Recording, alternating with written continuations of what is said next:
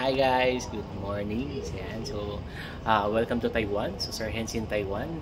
So, kadating na namin dito ngayon. Ang galing ng piloto namin sa AirAsia. Sobra. So, hindi mo ramdam yung pagka-land.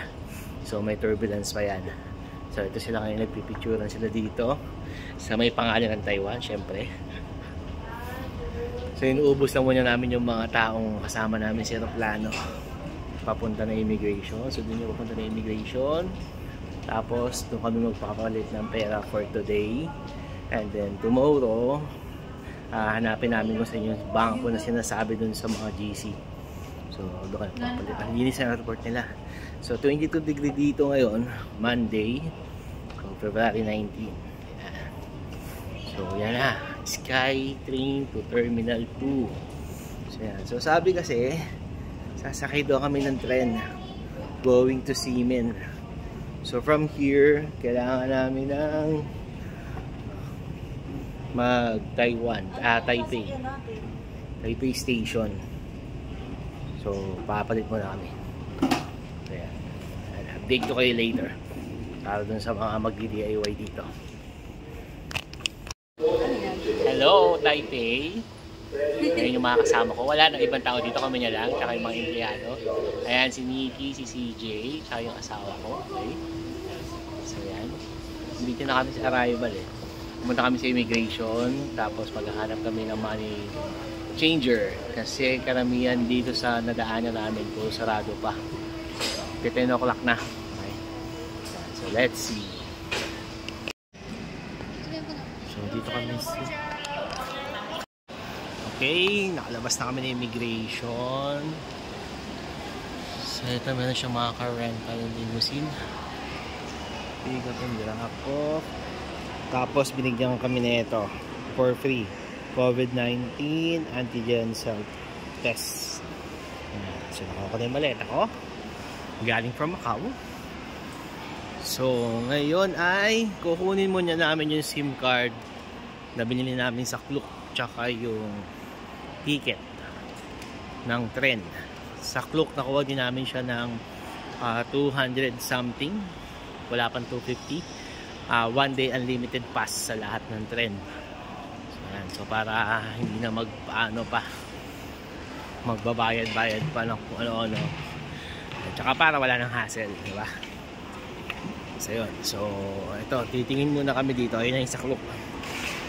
Okay, check natin muna to. Tapos ito yung going to MRT to high speed rail. Yan.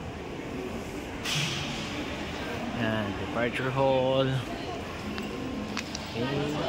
Okay, papunta kami kay Lucky Taiwan. Kukunin namin yung 5,000 NTD na napalano na namin. Pang ano yun? Pang budget namin dito sa sa Taiwan. Okay, daming tao. Actually, mainit dito ngayon. So, 26 degree. Kanina 22, ngayon 26 na. So, naghahanap pa kami kung nasaan nyo. Tatanong mo namin sa information.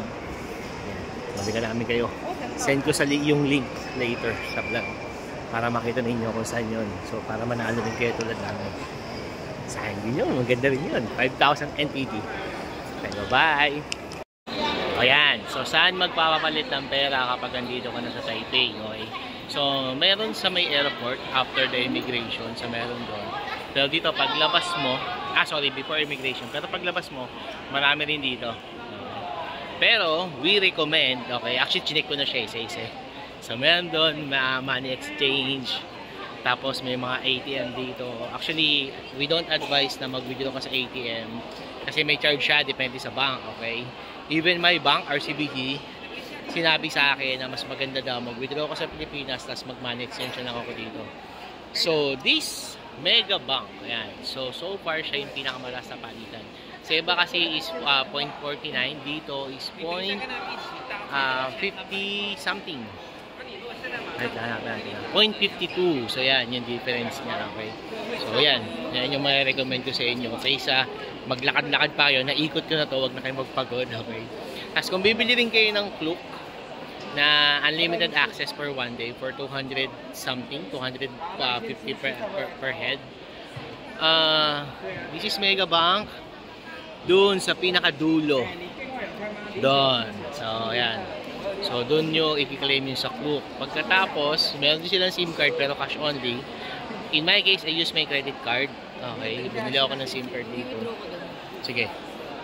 So, dito. Ayan. Okay. Okay. So, now, magpapalit na muna kami ng pera. Bye, guys.